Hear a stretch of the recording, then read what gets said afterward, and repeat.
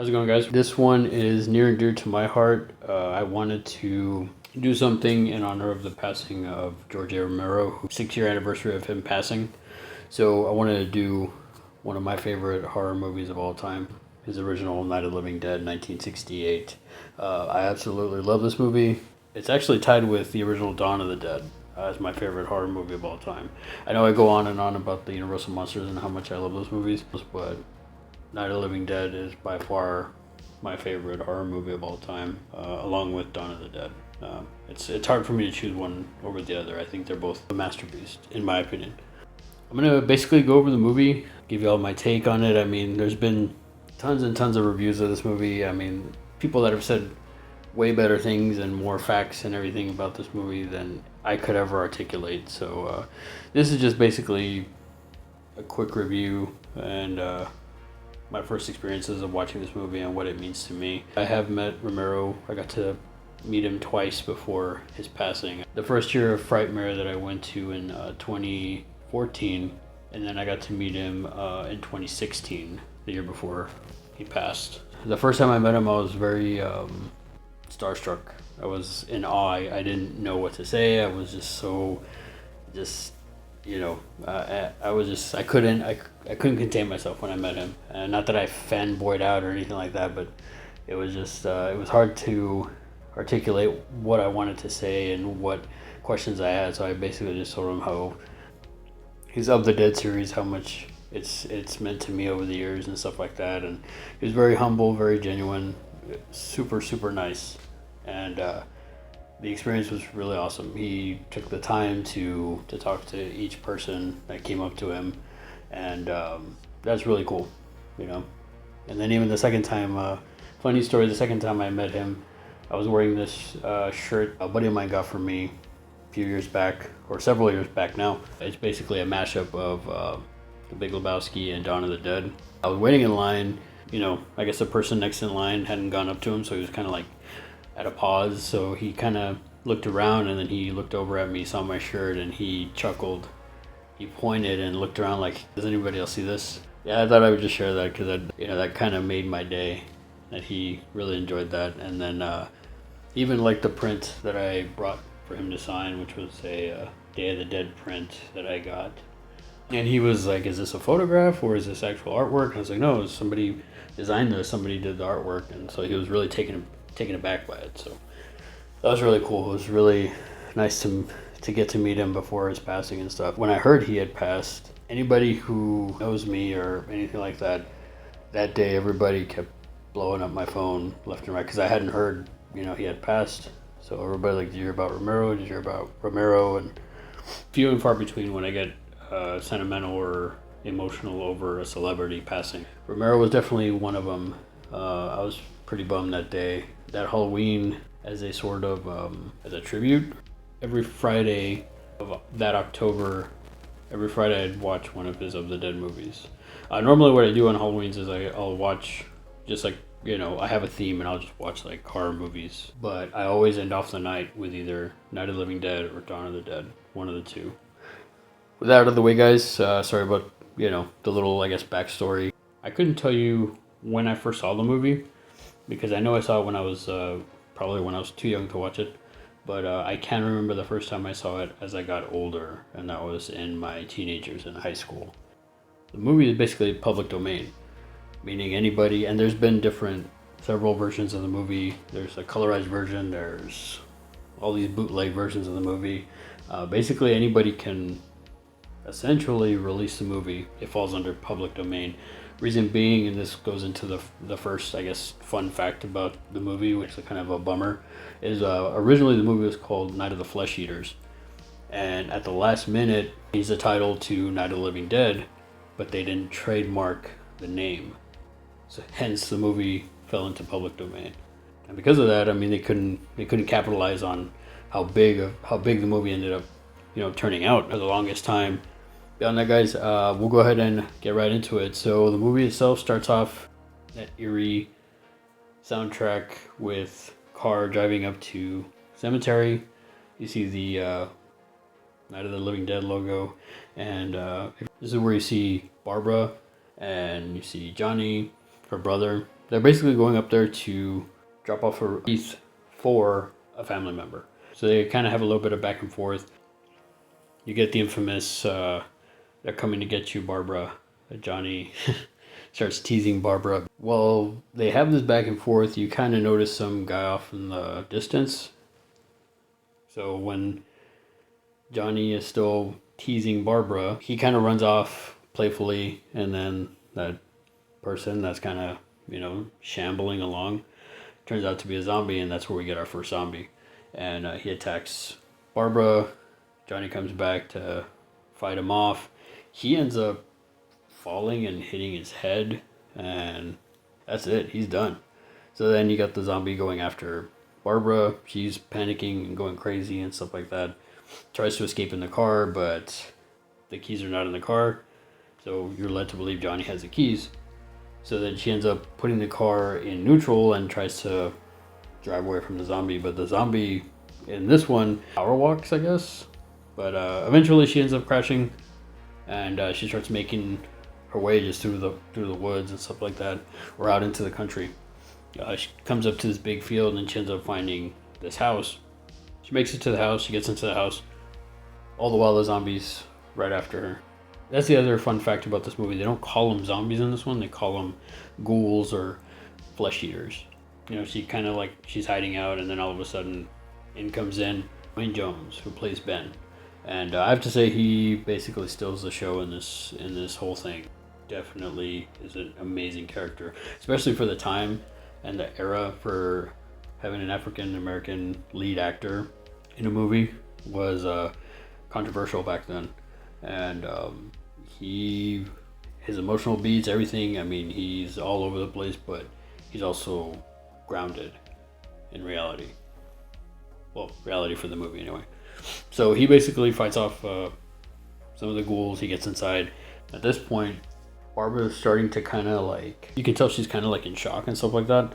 So he's trying to make sense of what's going on. He's trying to get her to help him do some stuff and board up the house and everything. She kind of freaks out.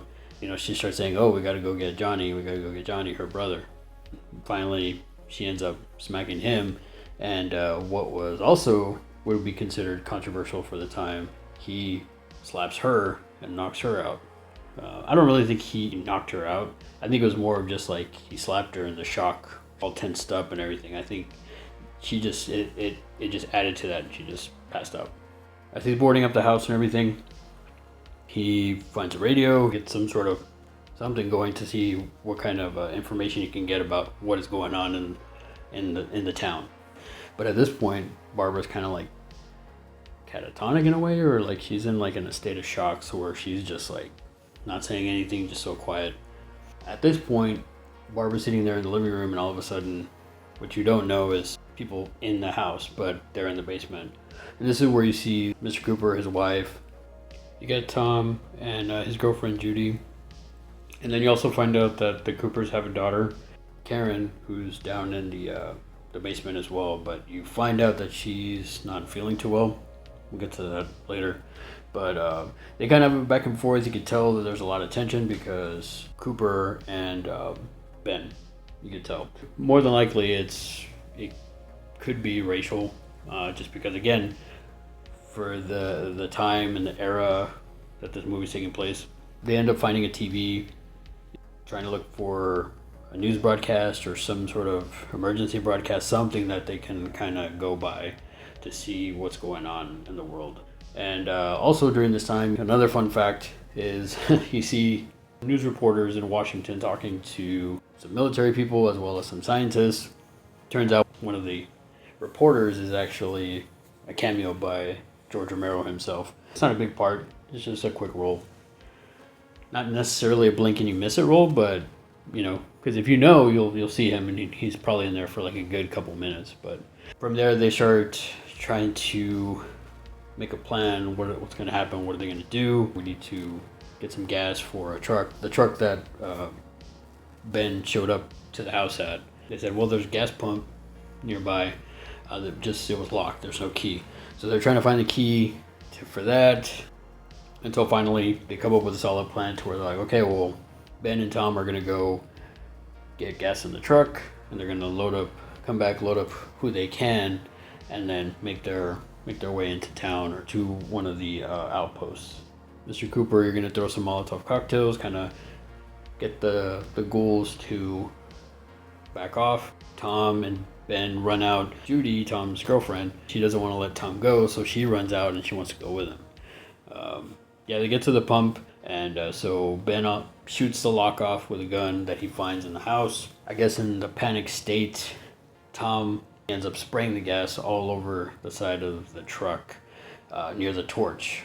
The truck catches on fire, and him and Judy get back into the truck, and they try to drive away from the pump, leaving Ben behind, and Ben's yelling at them, "Get out of the truck, it's going to blow up." Tom tries to get out, but come to find out, Judy, her jacket is stuck. Truck ends up blowing up. So Ben gets back to the house, and Cooper, for a split second, leaves him locked out because he panics and he thinks that everything's gone awry, so he's just going to go down in the basement. But then he lets Ben in, and they board up the door again, and then him and Ben have a back and forth. Ben basically kicks the crap out of him for almost leaving him out there to die. At this point, the house is starting to get overrun by zombies. While they're trying to get in, Ben loses his gun. Cooper tries to get the gun and go downstairs. So Ben and him get into it. He's able to wrestle the gun away from Cooper. He ends up shooting Cooper. Cooper goes down into the cellar. All of a sudden, the door breaks open, and there's Johnny as a zombie. And he ends up getting Barbara. Helen runs down into the basement because Ben's telling her to get down to the basement. Turns out Karen, their daughter, had gotten bitten by one of the ghouls. She ends up turning, obviously, like in any zombie movie. And this is the interesting thing, because I remember it being a big deal when I believe Land of the Dead was going to come out, how the zombies are going to be doing more motor skill type stuff. But you kind of see it in this movie, and then you also see it a little bit in Day of the Dead. Which, if you haven't seen that one, that was a really good movie too. Not to go off more on a tangent, you actually see Karen pick up a gardening shovel, and she proceeds to stab her mother to death. And then Karen comes up, and she right when she grabs Ben's arm, pushes her off, throws her, gets himself into the basement, boards up everything, and they're all trying to get into the basement. Cut to, it's morning, kind of local law enforcement in packs going down and kind of handling the ghouls and stuff like that. And they're kind of getting to the area where the house is. Ben's hearing the gunshots, so then he goes upstairs, and he's kind of like lurking in the house because he doesn't know what's going on.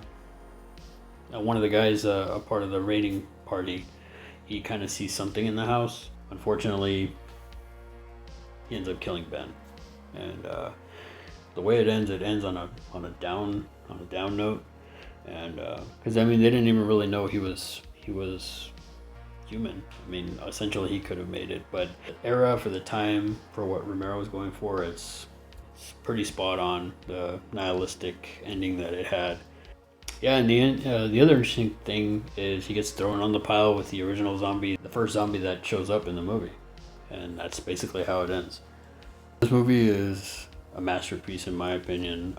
If I had to rate it, I would 5 out of 5 horror cats easily. It's tied for my favorite horror movie of all time. I absolutely love this movie. Like I said, there's been many iterations. There was a remake done by Tom Savini, which is actually a pretty good remake. It has Tony Todd in it, playing the Ben role. If you haven't seen that one, definitely check it out. I highly recommend it. Romero was involved with that one, but he did change the story a little bit. I have the DVD to it, or a remastered DVD.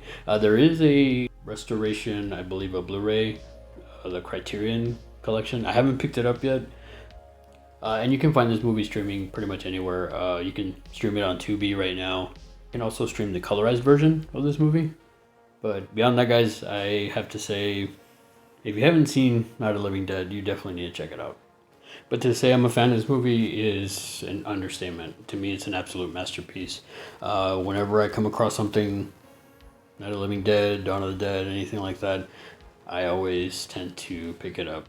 In 2021, Fright Rags released these plastic figures, and there's Romero. This is actually this one here actually glows in the dark, but they're like those little plastic army men sort of figures. Really cool artwork on the back there. Basically has all the main characters in the movie, and then a bonus one of Romero, and it's a little bit of a bigger figure compared to the other ones. But that about wraps it up for this video, guys. Comment down below. Let me know what you thought of, or what you think of the movie. Have you seen it? Have you not seen it? If you haven't seen it, definitely check it out. Like I said, it's on Tubi. It's pretty much anywhere to stream. Are you a fan of George Romero? Have you seen any of his other of the Dead films, like Dawn of the Dead, Day of the Dead, or any of his other movies beyond that, The Crazies or Night Riders? But comment down below and let me know. I'd be interested to see your thoughts and your opinions on the film, because for me it's an absolute masterpiece. If you're new to the channel, feel free to like, share, subscribe. If you're not new to the channel, thanks again, guys, for coming back and for the continued support. I really appreciate it. Like I said, this I wanted to do this one in honor of Romero's passing, which was 6 years last week. So this is for him, and for anybody who's a fan of this movie, it's for you all. Other people have probably said most of the stuff I've said and have said it better, but for me, I just wanted to share with you my experience with it and what I think of this movie. But until then, we'll see you in the next video, guys. Take it easy and have a good one.